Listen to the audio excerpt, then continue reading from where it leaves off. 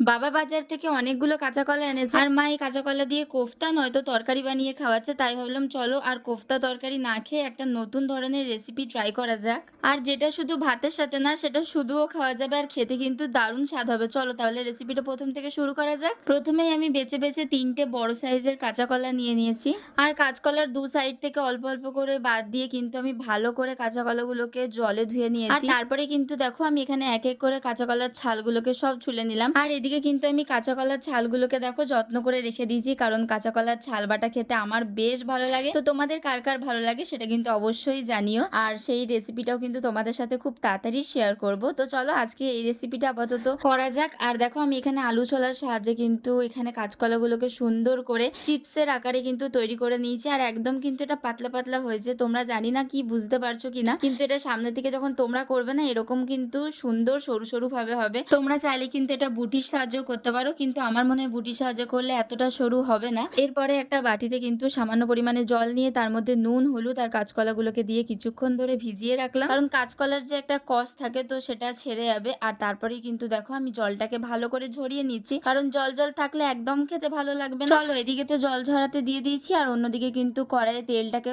ভালো করে গরম করে নিতে হবে। আর যদি তোমরা পারো তাহলে তেলের পরিমাণটা কিন্তু একটু বেশি দেওয়ার চেষ্টা করো, তাহলে কিন্তু এইগুলো ভালো করে ভাজা যাবে। আর দেখো এরপর হয়ে গেলেই কিন্তু আমি আস্তে আস্তে যেই কাঁচকলাগুলোকে জল ঝরতে দিয়েছিলাম সেখান থেকে কিছু তুলে নিয়ে কিন্তু এর মধ্যে ভাজতে বসিয়ে দিলাম। আর বিশ্বাস করো যখন ভাজছিলাম আমি তো ভাবতেই পারিনি যে এত সুন্দরভাবে উঠে যাবে, আর এটা কিন্তু খুব সুন্দর লাগছিল দেখতে। দেখো প্রথমবারটা তুলে নেওয়ার পরে কিন্তু দ্বিতীয়বার আমি সবগুলো এখানে দিয়ে দিয়েছিলাম, যেহেতু আমি তেলটা এখানে বেশি দিয়েছিলাম তাই আমার কোনো অসুবিধা হয়নি। আর এদিকে দেখো সব তুলে নেওয়ার পর এখন কিন্তু বেশ সুন্দর লাগছে দেখতে। আর এদিকে দেখো আমার কাঁচা কলার চিপস কিন্তু পুরো রেডি হয়ে গেছে, আর এটার উপর কিন্তু আমি একটুখানি বিট লবণ ছড়িয়ে সার্ভ করেছি। বিশ্বাস করো তোমরা, এটা যে ভাতের সাথে ডাল দিয়ে মেখে খেতে এত স্বাদ, তোমাদেরকে কি বলবো, তোমরাও একবার বাড়িতে ট্রাই করো। আর এটা যে শুধু ভাত দিয়ে খেতে হবে এর কোনো মানে নেই, এটা কিন্তু তোমরা শুধুও খেতে পারো।